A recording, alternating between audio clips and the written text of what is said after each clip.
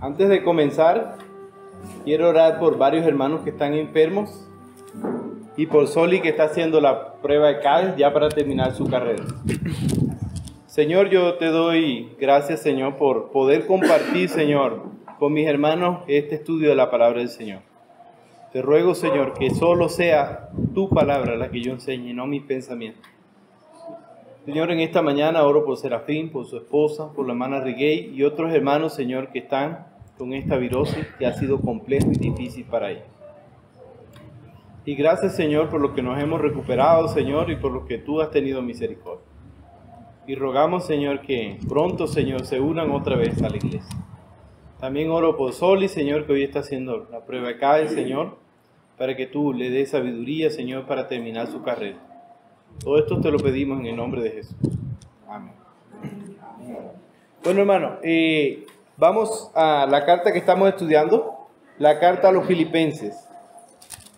La carta a los Filipenses. El domingo pasado, hermano, comenzamos lo que llamamos de la teoría a la práctica, ¿no? Y el domingo pasado estudiábamos el versículo 12 y 13. 12 y 13. Y allí aprendimos que Dios es quien nos capacita para poder poner en práctica el evangelio que hemos escuchado. Y solo Dios, por medio del Espíritu Santo, nos puede dar la capacidad para obedecer, en realidad. ¿Por qué? Por nuestra naturaleza, ¿qué? Pecaminosa. Por nuestra naturaleza, ¿qué? Caída. El sacrificio de Cristo es el corazón del evangelio, ya lo hemos estudiado. Fue la muestra más grande de amor, también fue la muestra más grande de justicia. Así que como cristianos debemos saber que aunque este sacrificio es de infinito valor espiritual, también tiene un infinito valor práctico. Y porque quien verdaderamente conoce el evangelio no puede seguir en la práctica del pecado. Y ojo, con las palabras que uso, práctica. No que no pueda pecar, sino que el uso de la ¿qué? De la práctica. Por eso el apóstol Pablo, ahora motivado por lo enseñado anteriormente, que es la humillación y la exaltación ¿de quién? De Cristo, apela ahora a este entendimiento de que los filipenses ya saben que Cristo se humilló y se exaltó como lo sabemos nosotros. Ahora apela ese entendimiento para exhortarlos a vivir de acuerdo a la magnitud del ejemplo de Cristo en sus vidas y de acuerdo a lo que dice y enseña el evangelio. Pero para vivir este evangelio es necesario caminar junto con Dios por el camino de la santificación. Y recuerden que caminar por el camino de la santificación con Dios es caminar por el camino de la humillación. Y en conclusión decíamos que es Dios quien nos llama a obedecer, pero luego mediante su poder soberano y su Espíritu Santo nos da la capacidad para hacerlo. Dios es quien nos llama a servirle y Él nos da la facultad para servirle. Y Él nos llama a la santidad y de igual manera Él nos capacita y nos lleva a la santidad. Entonces el hombre no puede, por eso es que el orgullo no tiene cabida en el hombre delante del Señor, por lo menos. Hay muchos hombres orgullosos, no sé de qué, pero el hombre, la Biblia dice, ¿dónde queda la jactancia? Queda excluido. Y esto es una realidad en la vida práctica de todo creyente, pues todo lo bueno que un cristiano hace es producto de lo que Dios ha hecho en su vida, en su corazón. Nadie es santo y justo por él mismo. Y ningún creyente puede, por sus propias fuerzas, llegar a hacer algo bueno o llegar al evangelio. Ni siquiera eso. Nada santo o justo puede venir del corazón humano. ¿Por qué? Porque concluimos, porque Dios es en quien produce en nosotros el querer como el hacer, por su buena voluntad. Entonces, si yo hago algo bueno, ni siquiera de eso puedo sentirme orgulloso, porque Dios es quien en realidad lo gestó en mi corazón y yo lo realicé. Entonces, hoy seguiremos con pasando de ya la teoría a la práctica. Y vamos a leer Filipenses 2 de 14 al 18. Miren, dice la palabra del Señor. Filipenses capítulo 2, vamos a ir de 14 al 18 si es la voluntad del Señor. Haced todo sin murmuraciones y contienda, para que seáis irreprensibles y sencillos, hijos de Dios sin mancha en medio de una generación maligna y perversa, en medio de la cual resplandecéis como luminares en el mundo, asidos de la palabra de vida, para que el día de Cristo yo pueda gloriarme de que no he corrido en vano, ni en vano he trabajado. Y aunque sea derramado en libación sobre el sacrificio y servicio de nuestra fe, me gozo y regocijo con todos ustedes. Asimismo, gócense y regocíjense también ustedes conmigo. Entonces, en este texto, hermano, aprenderemos que todas las circunstancias que pasa un creyente lo debe llevar al gozo y no a la queja. Escuche bien eso. Toda circunstancia que pasamos nos debe llevar al gozo y no a la queja. Y miren cómo comienza el texto. Haced todo sin murmuraciones o contienda. Y Pablo sigue exhortando a los filipenses y les sigue dando mandatos, ¿no? Porque ese hacer está en ¿qué? En imperativo, o sea, es una orden. Y les sigue animando a que llevara el evangelio a la práctica en todos los aspectos de su vida. Y ojo, esta palabra es importante, en todo aspecto de su ¿qué? De su vida. Haciendo todas las cosas sin murmuraciones y contiendas sería una mejor traducción del texto. ¿Por qué? Porque esta palabra que está allí de primero, hacer todo, este versículo tendría que traducirse de la siguiente manera para esta época. Hacer todas las cosas sin murmuraciones ni qué, ni contienda. Porque esta palabra en el original es la primera del versículo y se usaba mira, tenía el siguiente uso.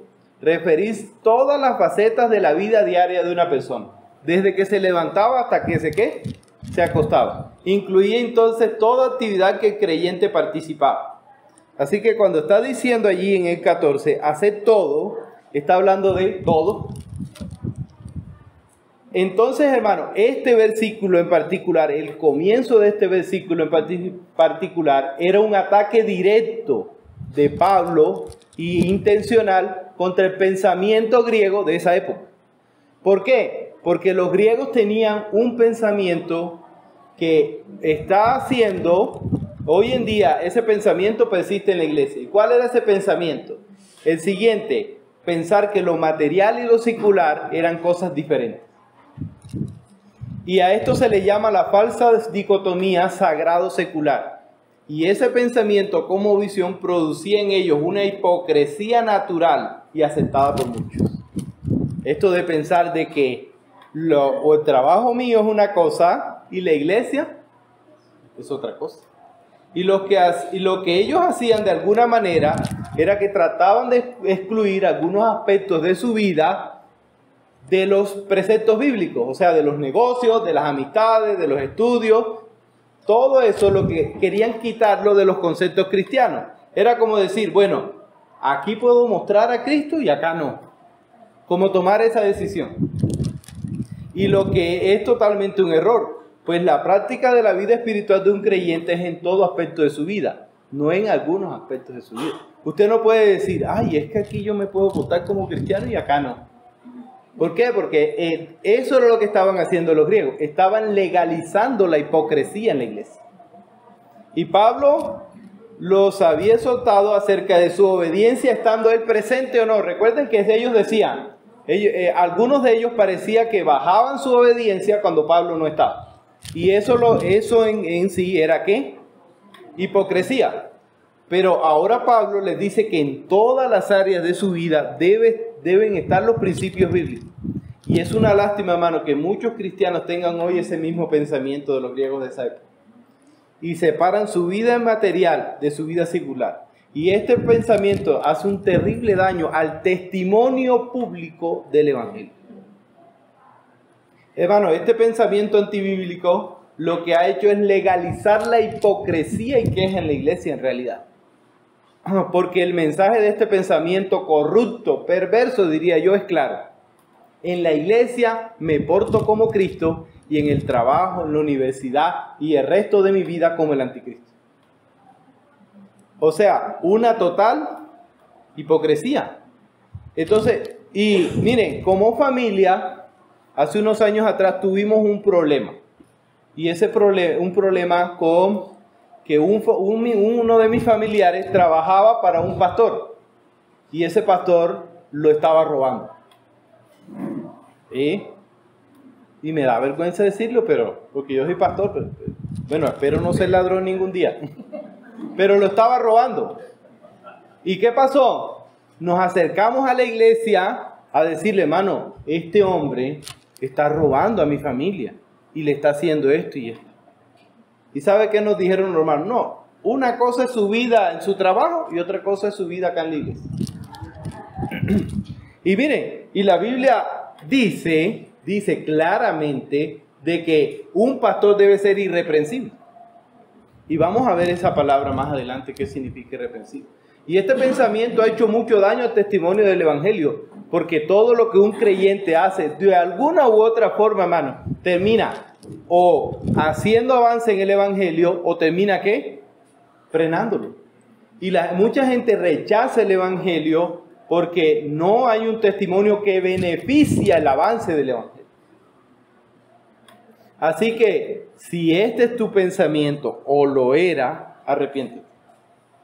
Porque estás siendo el mejor de los hipócritas. Y esto es un pensamiento pagano del cual, si yo lo practico, debo arrepentir. Y miren lo que sigue, porque esta sopa se pone mejor. Mire, hacer todo en mi vida, dice, sin murmuraciones y contiendas. Y la palabra murmurar literalmente ahí significa hablar en secreto.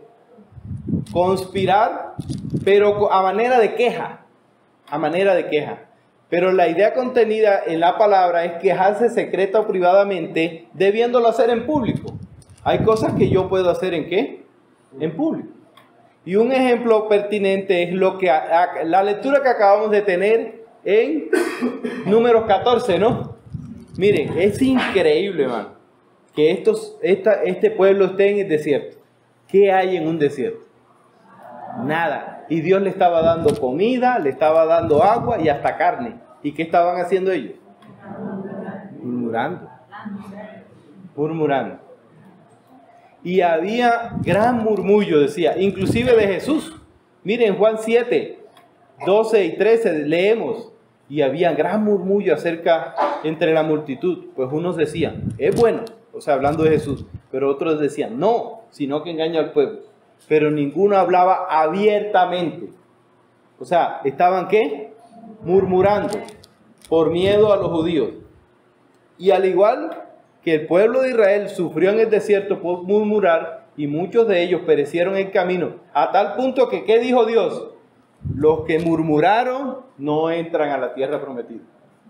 ¿Por qué? Porque la murmuración tiene consecuencias desastrosas. Y Dios dijo, no entrarán con contadas excepciones, ¿no? Ahí lo leímos. Así también, y ustedes piensan que Dios ha cambiado. Así también ocurre en el pueblo de Dios hoy día, ¿no? Muchos murmuran, se quejan, conspiran contra otros, pensando de que no va a pasar nada. Pensando de que Dios como que no lo ve. Pero no es así.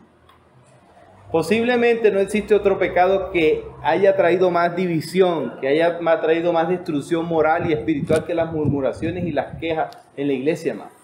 Las críticas destructoras, la falta de sinceridad cristiana y el contentamiento.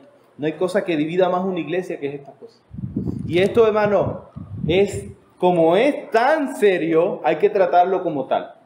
Porque quien pierde, hermano, porque mire, cuando una persona comienza a murmurar, cuando una persona comienza a portarse desde aquí, cuando pierde de vista la gracia de Dios. Y cuando alguien pierde de vista la gracia de Dios, lo natural es que se queje y comience a murmurar. ¿Saben por qué? Porque no puede ver la gracia de Dios.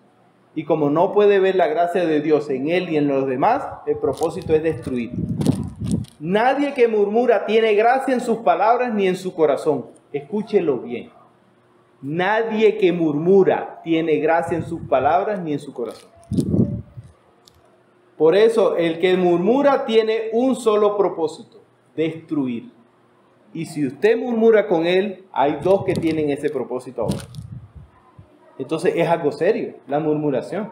Israel no podía ver la gracia sobrenatural de que Dios lo estaba sosteniendo en el desierto, porque no podían ver la gracia de Dios. Solo podía ver su insatisfacción, solo podían ver su egoísmo y solo podían ver que tenía que satisfacer sus deseos personales. De la misma manera es hoy en la iglesia, quien no puede ver la gracia de Dios se centra en la queja y en la murmuración. ¿O no es así? De pronto en la costa donde yo vengo, ¿no?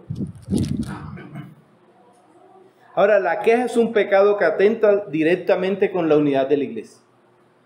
Directamente, porque no vemos lo que Dios está haciendo por su gracia, por estar centrado en mis pretensiones personales. Junto con la murmuración aparece la contienda. Y miren que después de murmurar, lo que comienza es la pelea. ¿Comienza qué? Ahí, como a hervir esa sopa.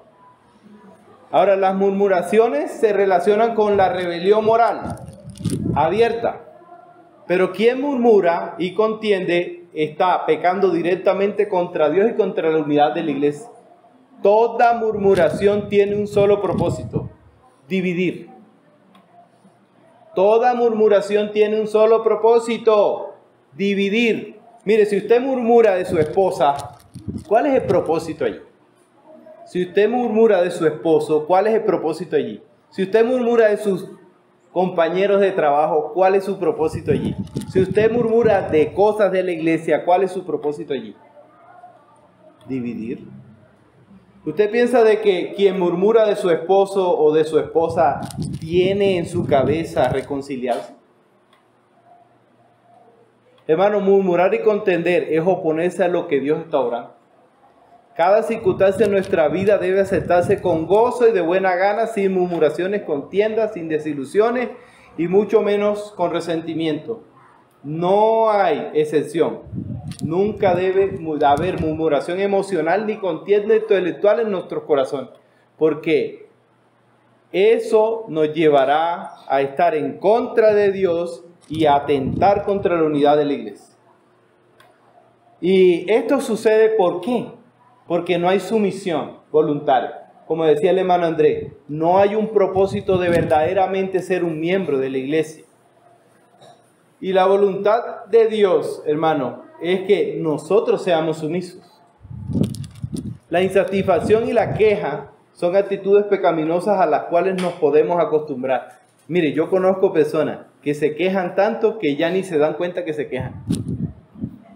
Yo he conocido personas así, que ya uno llega y dice, ya no se sabe si se está quejando o me está hablando. ¿Por qué? Porque se acostumbra. Es ya su modo de vida. Pero este no es el modo de vida de un creyente. Para los creyentes siempre es pecado quejarse acerca de cualquier asunto que el Señor les mande hacer o cualquier situación que Él permite que soberanamente acontezca. Estando camino a las conferencias en Cali, todo estaba, como dice uno, planeado. Me llega un correo diciéndome que ofreciéndome una cantidad de dinero para que me quede y no aborde el avión en Bogotá. Pero queríamos llegar a Cali. Y ya yo iba con eso en mi cabeza. ¿Y qué pasó en Bogotá? Cuando llego, los hermanos, la hermana Yuli, todos los hermanos que iban conmigo, ¿qué pasa? Ellos alcanzan a abordar y a mí me dejan. A mí me dejan. Hermano, y cuando esa señora cerró la puerta del avión, ahí se la querían tragar viva. Habían varias personas allí que la insultaban. Bueno, los hermanos se dieron cuenta. Y yo tenía ahí, esto sucedió soberanamente. Dios lo permitió. Le digo a la hermana Yuli, lleguen, no se preocupen por mí. Y hermano, mientras que todos la estaban insultando allí, yo me fui por el costado y le dije, ¿te puedo hablar? Y ella como que todos lo estaban insultando y yo le digo sí, mira, es que yo quiero llegar a Cali. Y ella me ofrece todos los beneficios y me digo, no, que yo quiero llegar con mis hermanos a Cali. Y como yo no la estaba insultando, ella me dio mire, yo he volado a muchos lugares. Dios me ha dado ese privilegio. Nunca había viajado en primera clase. Y ese día ella me dijo, toma un boleto de primera clase y ve a la sala. Y me fui en primera clase. Entonces, ¿qué tenía que hacer yo? O sea, o mostraba a Cristo, o mostraba ahí mis insultos como todas esas personas, pero yo estaba seguro de que Dios estaba actuando soberanamente en esa situación. Entonces, o murmuraba y me quejaba, o mostraba al Señor. Entonces, gracias a Dios mostré al Señor y me fui en primera clase. Nunca había tenido ese privilegio. Ahora, si estás viviendo, y es más, hermano, mire, ni siquiera las consecuencias de nuestro pecado debe ser motivo de nuestra queja. Porque ¿quién se metió allí al fin y al cabo? Cuando tomamos malas decisiones y pecamos contra el Señor y vienen las consecuencias, ¿usted piensa que tiene derecho a quejarse? No, usted mismo llegó a ese lugar. O sea que ni siquiera allí tenemos derecho a ¿qué? A quejar. Vamos al 2.15. Dice la palabra del Señor. ¿Para qué? Ese para qué es explicativo. Dice, para que seáis irreprensibles y sencillos, hijos de Dios sin mancha en medio de una generación maligna y perversa, en medio de la cual resplandecéis como luminares de luz en el ¿qué? Este versículo es bien largo, pero tiene una enseñanza muy particular. Y para qué, como les dije, con que comience el versículo, tiene la intención de decirnos el propósito por el cual no debe haber quejas ni murmuraciones en nosotros. El mundo se podrá quejar, el mundo podrá, así como estaba sucediendo en mis circunstancias, pero ¿será que yo tengo derecho? ¿Será que yo puedo? Porque quejarse y murmurar, al fin y al cabo, si yo digo que soy cristiano, estoy quejándome y murmurando en contra ¿de quién? De Dios mismo. Porque me estoy oponiendo a lo que Dios está poniendo enfrente mío. Así que el versículo debe entenderse así. No debo practicar el pecado de la queja, o sea, de la murmuración y la contienda, con el propósito de que sea irreprensible y sencillo.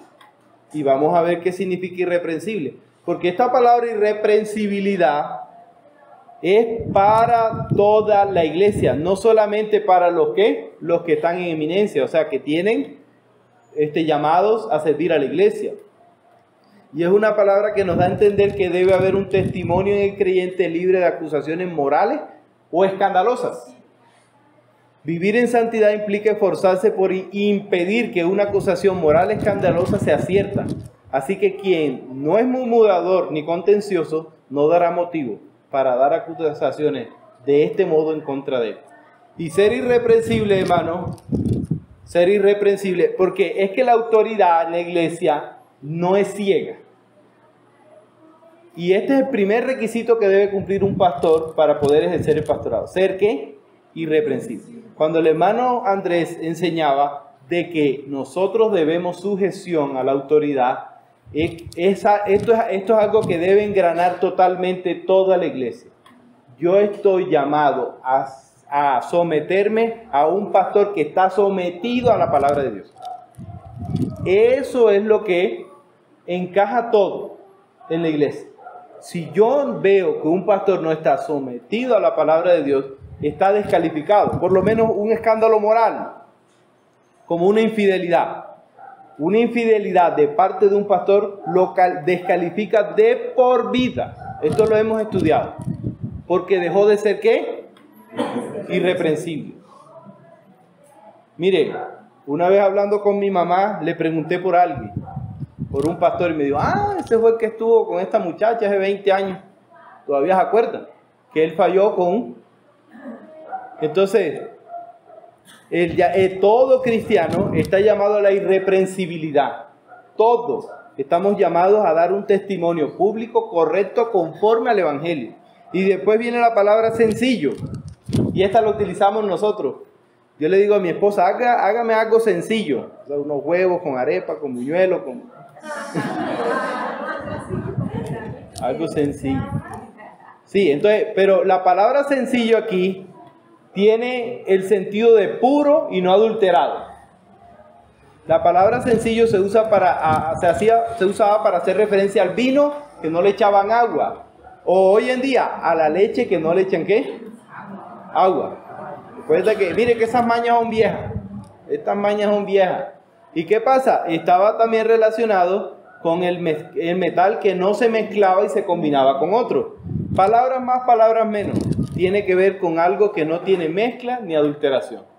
Y aplicado a la vida cristiana, tiene que ver con una vida sin hipocresía. O sea, una vida que está llena de Cristo y no está llena de otra cosa.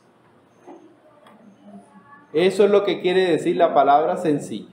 Entonces, cuando ustedes le digan, hágame algo sencillo, algo que no esté adulterado. ¿Que sea qué? Un solo tono. Ambas palabras señalan. Miren lo que señalan ambas palabras. Irreprensible y sencillo. Señalan claramente que la vida de cada uno de nosotros es un mensaje del Evangelio. Es un mensaje. Y por eso es muy, muy importante. Cada uno de nosotros debe esforzarse por mostrar un mensaje correcto del Evangelio. O sea, irreprensible y ¿qué? Y sencillo. O sea, que debe estar libre de acusaciones morales, escandalosas y de hipocresía. Esto es lo que nos está diciendo ese texto. Entonces, por eso es que este texto es a la práctica directamente. Este texto no me está hablando ya de la doctrina. Me está llevando a decir, así debe ser tu vida. Y es increíble que Pablo después de esto diga, sea irreprensibles y sencillos, hijos de Dios. Hijos de Dios.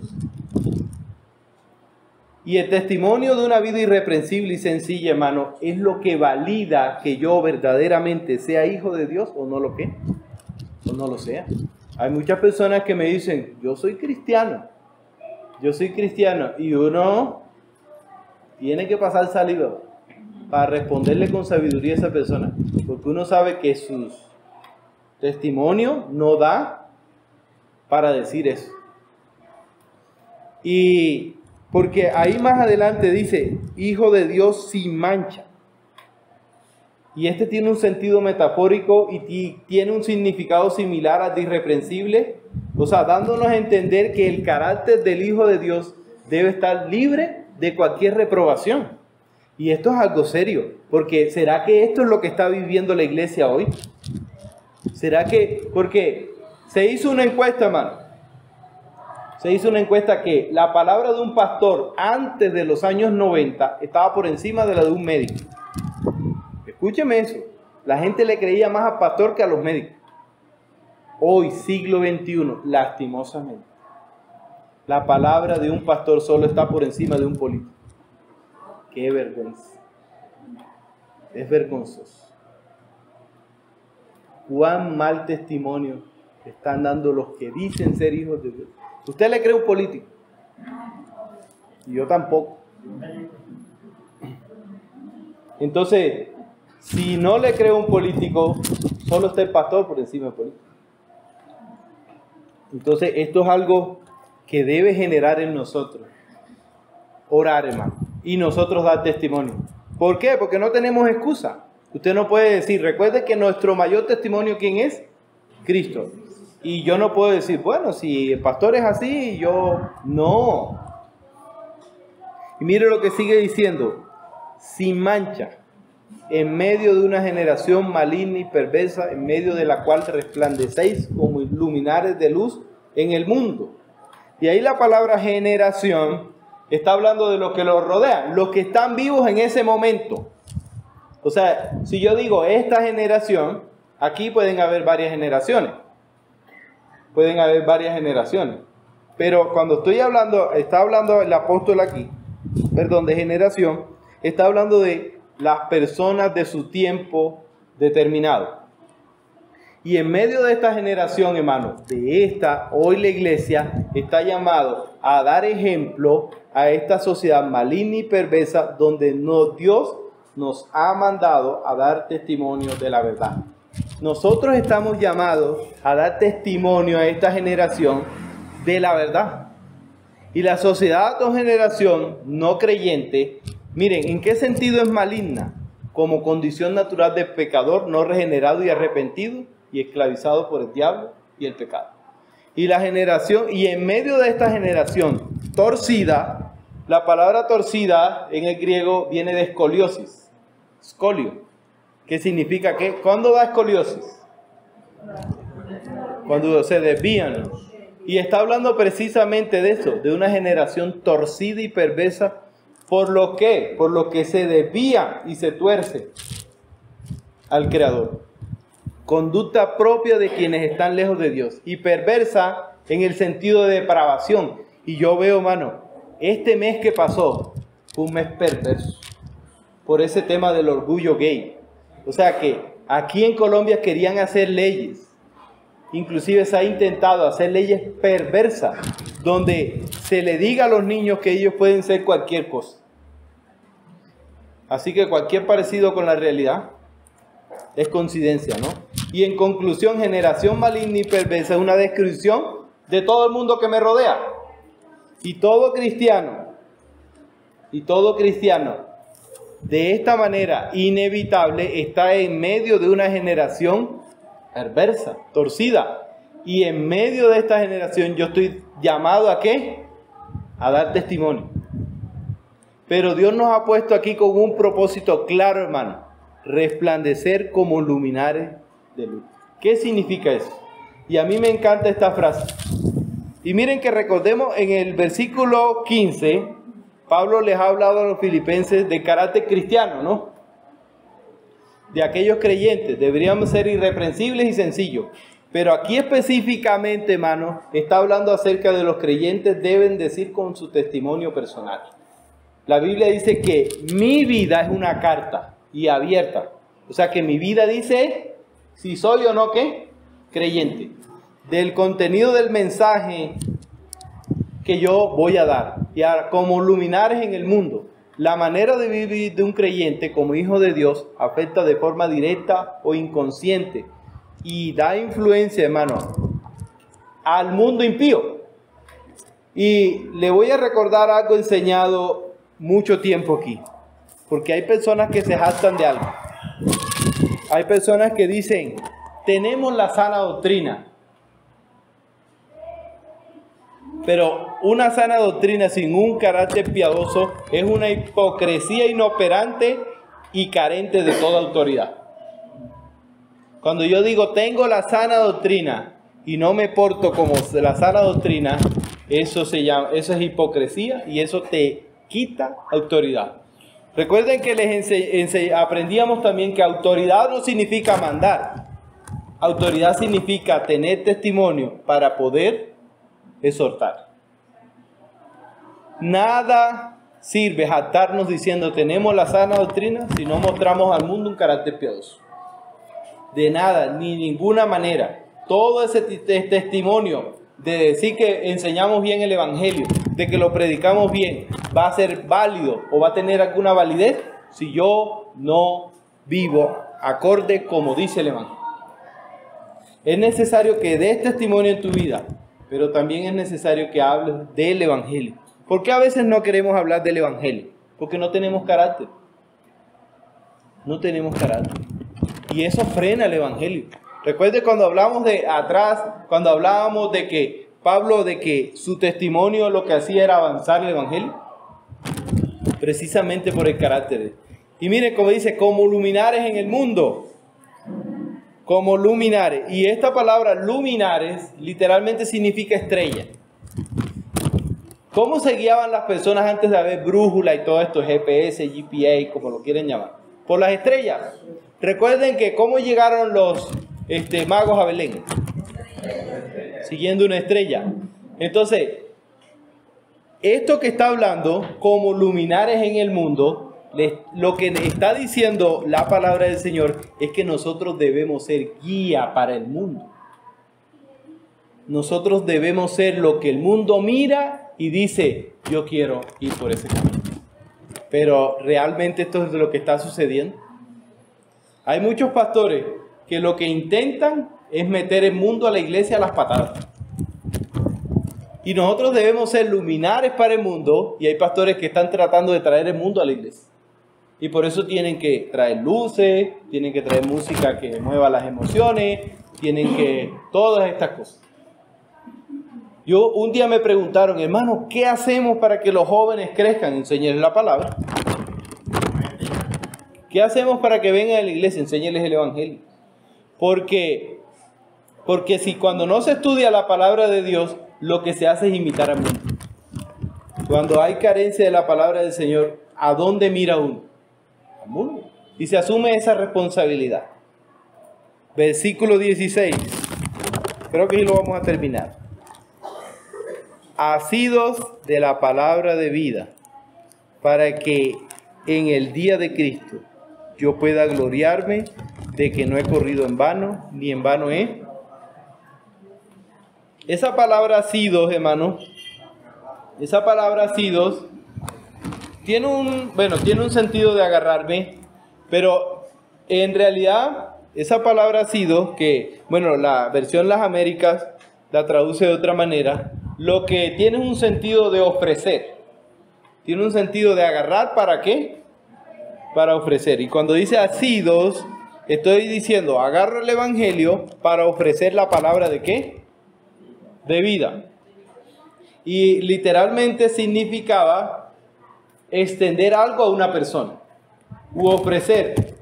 Y en el contexto de este versículo así nos deja claro que no se refiere a la necesidad de los creyentes de permanecer fiel al Evangelio de la palabra de Dios, aunque lo tenemos que hacer, sino más bien comunica a otros a que prediquen la palabra redentora que trae vida eterna. El pensamiento del apóstol aquí es que los creyentes, los verdaderos creyentes, muestren el Evangelio con su vida, pero también con sus ¿qué? Con sus palabras. Y la palabra de vida, ¿a qué está haciendo referencia aquí? Ahí está. No a otra. No a otra. Ni nada debe reemplazar esto en la iglesia. Para que en el día de Cristo yo tenga de qué gloriarme. Pueda gloriarme de que no he corrido en vano ni en vano he trabajado. Algunos, al mirar este texto, piensan de que Pablo era orgulloso. Y que hay alguna palabra de orgullo aquí, pero aquí no hay ninguna palabra de orgullo. Aquí no hay ninguna palabra que uno pueda decir, que yo pueda gloriarme. No, Pablo lo que está diciendo es lo siguiente. Cuando Pablo está exhortando a los filipenses a esto, está diciendo de que la gloria finalmente es ¿para quién? Para Dios. Y él simplemente está pidiendo a sus hermanos que prediquen el Señor. Y que eso será motivo de gozo para Pablo, en especial el día que todos nosotros nos presentemos ante el Señor. Y recuerden algo, recuerden que cuando estudiamos la exaltación de Cristo, había una imagen temible, ¿no? Que toda rodilla y toda lengua confesará que Jesucristo es ¿qué? Es Salvador. Y ahí está hablando de crédulos e incrédulos. A los crédulos se les va a mostrar, se les va a confirmar su Salvador, y a los incrédulos se les va a confirmar a quien rechazaron para ir a... Así que aquí precisamente está hablando aquí ha sido de la palabra de vida para que en el día yo me pueda gloriar. Eso significa de que hay una gloria para los creyentes, y esa gloria es exaltar con Cristo. Pero hay una condenación también para el no creyente, que es que el lago eterno. Y es interesante, ¿saben por qué? Porque muchas personas no quieren nombrar la palabra infierno en la iglesia. No, que eso es algo que intimida. Pues intimídese, hermano, porque existe. Pablo no está buscando su gloria personal, no está haciendo alarde de su orgullo, pero sí está seguro de que podía gloriarse con lo que Dios hizo por el trabajo de él en la vida de los hermanos. Y es glorioso ver eso. Mire, es glorioso que uno le hable al Evangelio a alguien y uno lo vea crecer en el Evangelio. Eso es glorioso. Y yo me podía identificar con Pablo, porque verdaderamente cuando uno discipula y enseña a alguien y lo ve crecer, uno dice, gracias Señor, y uno se siente como bien. Y en la vida cristiana la gloria no es para el que está sirviendo, sino para Dios. Por eso es que volvemos a lo mismo. ¿Qué orgullo puedo tener yo o cualquiera de ustedes? Ninguno, porque Dios es el que produce en nosotros el querer como el hacer por su buena voluntad. Y es necesario entender que en la importancia del ministerio La importancia del ministerio no somos nosotros. ¿Es quién? Es Dios. Y el mayor gozo para un pastor o siervo es que su rebaño viva de manera apropiada en total concordancia con el Evangelio. ¿Quién puede leer 3 de Juan, versículo 4? Digo versículo de una vez porque tiene un solo capítulo. Dice la palabra del Señor. Para terminar. No tengo yo mayor gozo que este, de oír que mis hijos anden en la verdad. Amén. ¿Cuál es el gozo? ¿Cuál es el mayor gozo? Por lo menos los que somos padres. ¿Cuál es nuestro mayor gozo? Que nuestros hijos. Así mismo, de la misma manera, ¿cuál es el mayor gozo de un pastor? Que la iglesia siga ¿a qué? A Cristo. No que siga a estos pseudo pastores, pseudo profetas, pseudo apóstoles que están por allí, sino que sigan la palabra de ¿quién? De verdad. Y miren cómo termina el 17 y 18. Y aunque sea derramado en libación sobre sacrificio y servicio de vuestra fe, me gozo y regocijo con todos vosotros. Asimismo, gozaos y regocijaos también vosotros conmigo. Y cuando uno ve la vida de Pablo, hermano, cuando uno ve que estaba encarcelado, cuando uno ve que lo habían azotado, cuando uno ve que había pasado hambre, necesidad, que está en la cárcel, uno piensa de que va a terminar esta porción quejándose, pero no lo termina así. ¿Por qué? Porque es un hombre que está llevando su evangelio a la práctica. Así que, hermano, no hay lugar para la queja en un creyente. No hay ningún lugar para la queja en un creyente. No debe existir la práctica de la queja, de la murmuración en la iglesia. Y cuidémonos de eso radicalmente, porque son cosas que dañan mi vida, dañan la iglesia y en última no dan gloria a Dios. Entonces, ¿qué hemos aprendido hoy? Que toda circunstancia que pasa un creyente lo debe llevar al gozo y no a la queja. Y no a la queja. ¿Por qué?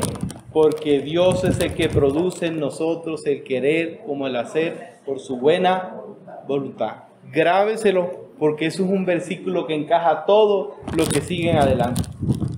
¿Cómo puedo yo glorificar al Señor sabiendo que Él es el que produce en mí el querer como el hacer por su buena voluntad? Yo no debo sentirme nada, no tengo nada de por qué sentirme orgulloso, ni siquiera porque hice algo bueno, porque eso no viene de mí, sino que viene de Dios. Y este gozo, hermano, es indescriptible. Y es un gozo que solo es para el creyente. Así que si no eres creyente, yo te invito a arrepentirte y a abrazar este gozo en tu vida. Que Dios nos ayude, hermano. Que Dios nos ayude. Señor, yo te doy gloria y honra a ti. Y yo te pido, Señor, Señor, que nos moldees para ser una iglesia, Señor, sin murmuraciones ni contiendas, sin quejas, sino una iglesia que vaya a ti y una iglesia sin orgullo, que sepa que todo lo que nosotros hacemos es porque tú pones en nosotros el querer como el hacer, por tu buena voluntad. Y si no lo hicieras, no fuera así. Señor, quita todo orgullo humano, Señor, porque somos tendientes a eso, todos. Señor, te lo suplico en el nombre de Jesús. Y ruego por tu iglesia, Señor, que aunque estamos viviendo momentos de comunión hermosos, bellos, esté de lejos de nosotros, Señor, la murmuración y la queja. Te lo pido en el nombre de Jesús. Amén.